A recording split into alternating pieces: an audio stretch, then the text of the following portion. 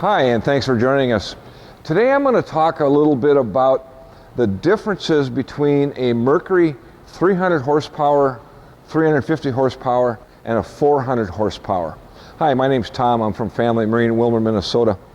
So what I'm going to do in this video is, first of all, I'm going to talk about some of the specification differences between those three engines, the 300, the 350, and the 400.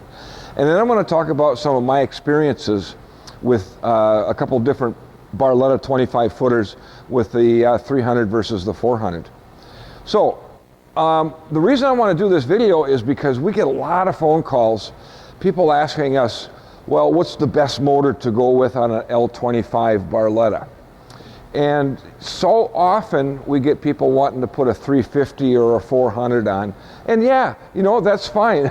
That's what we're here for, right? To sell you more power. Hey, I love power, man. This, you know, the more horsepower, the better, usually, right?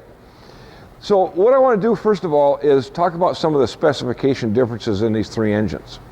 So let's start with the 300. The 300 is a new model that came out about 3-4 years ago.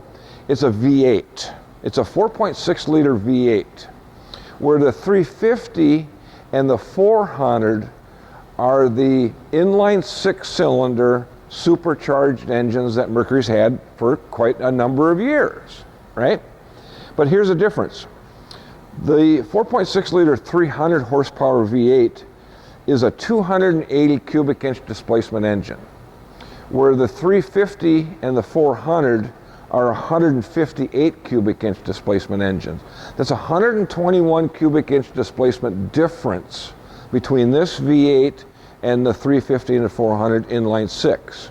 Now, some of you may be asking, well, if the 350 and the 400 are the same inline 6-cylinder engine, all the specs are the same, almost all, how do they get 50 more horsepower out of the 400 versus the 350? Well, what they do is, first of all, the 400 is rated at a maximum RPM of 6,800 RPM, where the 350 is rated at a maximum of 6,400 RPM, 400 RPM difference between those two engines. So if you run an engine at higher RPM, of course you're going to get more horsepower out of it, provided that you don't go over the power curve.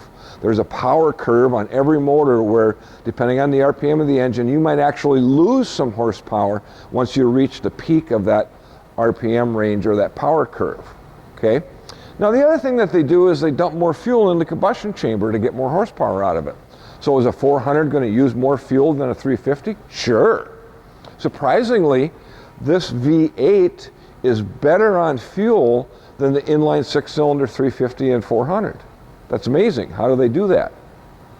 Now, here's another interesting fact. The inline 6-cylinder 350 and 400 weighs 668 pounds. You can find this in the specs on the Mercury Outboard website. Where this V8 weighs 527 pounds. That's 141 pounds lighter. This V8 is 141 pounds lighter than the inline 6-cylinder 350. And that's almost like me sitting on the back of this engine. Well, okay, maybe not quite. Maybe when I was 15, yeah, that's what it is. That's back when I was 15 years old. That would be the difference, 141 pounds. Okay, so another thing that you have to take into consideration is the 350 and the 400, the recommended fuel usage for those engines is 91 octane, all right? Where the 300 horse V8 is 87 octane. So you don't have to run the high octane fuel in this engine, where Mercury is recommending that you do run the high octane fuel in the 350 and the 400 horsepower engine.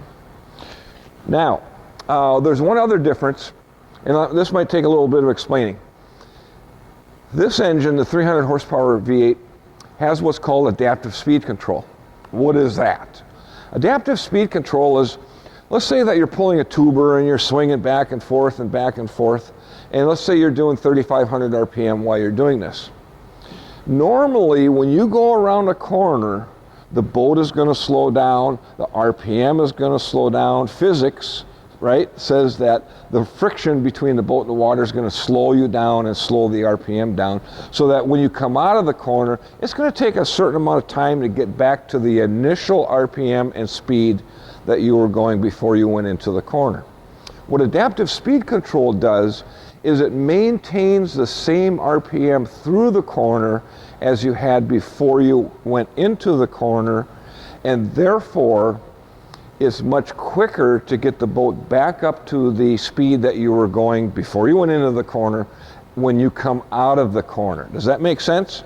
So with a motor with adaptive speed control, as you're going through the corner, you watch your tack, it doesn't drop, it stays right there.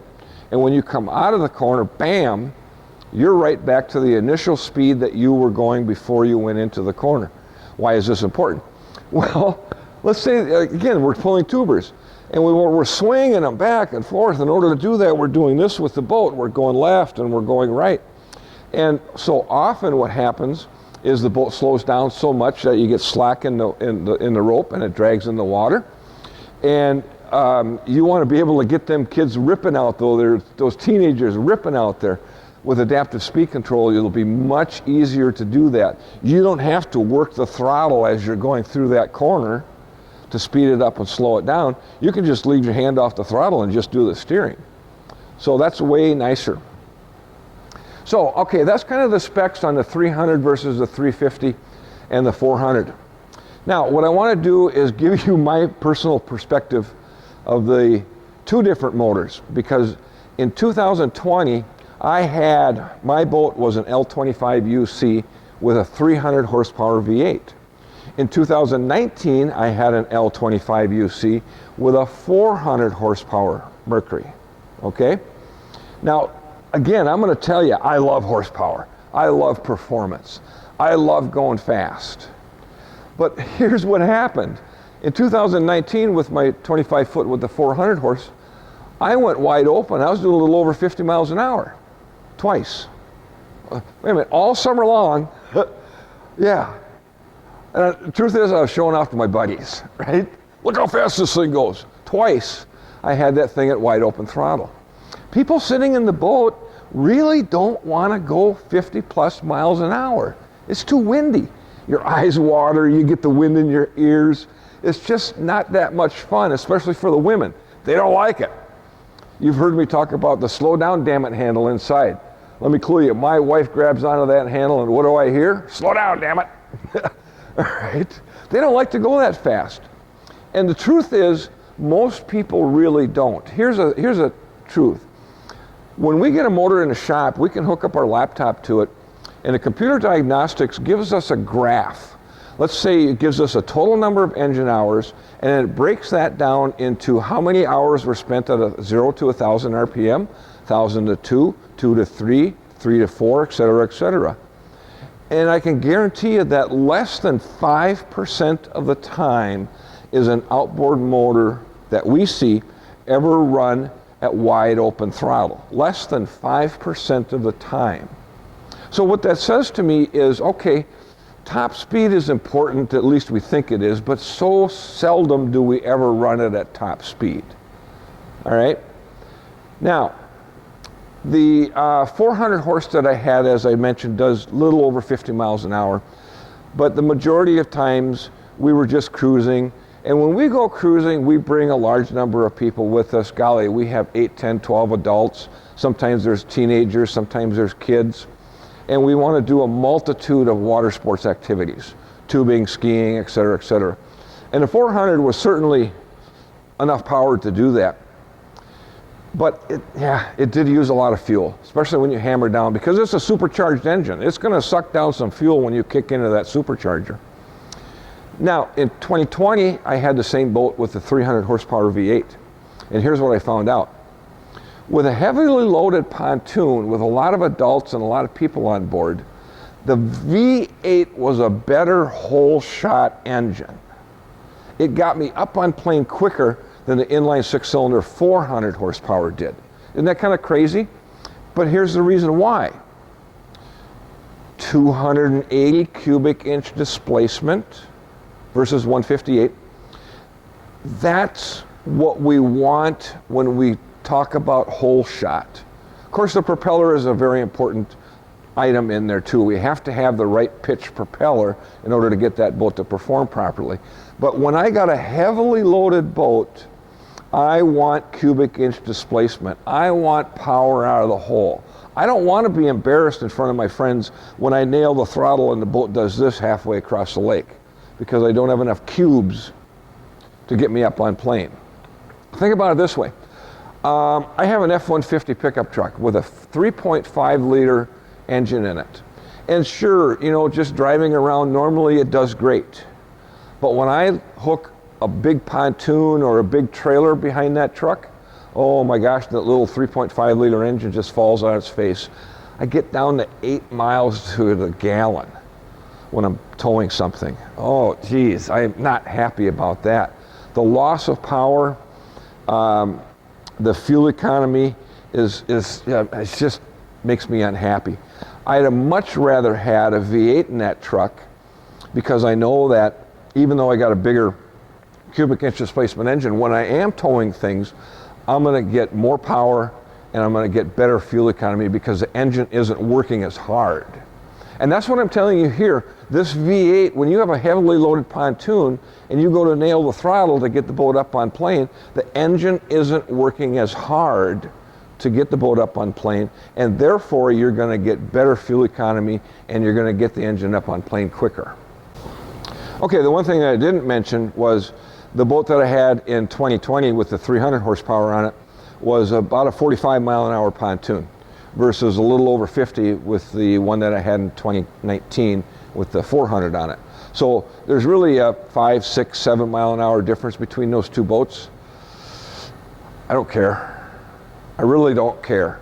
I can't tell the difference between 45 and 50 miles an hour as I'm clipping across the lake. But when I got all my guests complaining, slow down, I don't like the wind and you know the women, I don't blame them. It's just not, I mean, look at it this way. Think about driving down the road in your convertible and sticking your head up above the windshield. How long can you do that, right? Not very long. So, okay, that's enough of me ranting and raving about these different engines. So I'm gonna get down to it. In my opinion, that engine right there, 300 horsepower, 4.6 liter, multi-port fuel injected V8 is the best overall and lowest priced. I didn't mention the fact earlier that there's a $10,000 difference now between the 300 horsepower V8 and the 400 horsepower inline 6. 10 grand, and you're going to use more fuel with the 400. That's pretty significant in my mind. Anyway, if you'd like to talk more about it, I'd love to chat with you. You can reach us at Family Marine at area code 320-222-BOAT. That's 320-222-2628. You can see us on the web at familymarineboats.com. Oh, by the way, check out our YouTube videos. We have a YouTube channel with over 100 different videos to help you decide which is the best pontoon for your particular needs. So I want to say thank you very much for watching and appreciate your time.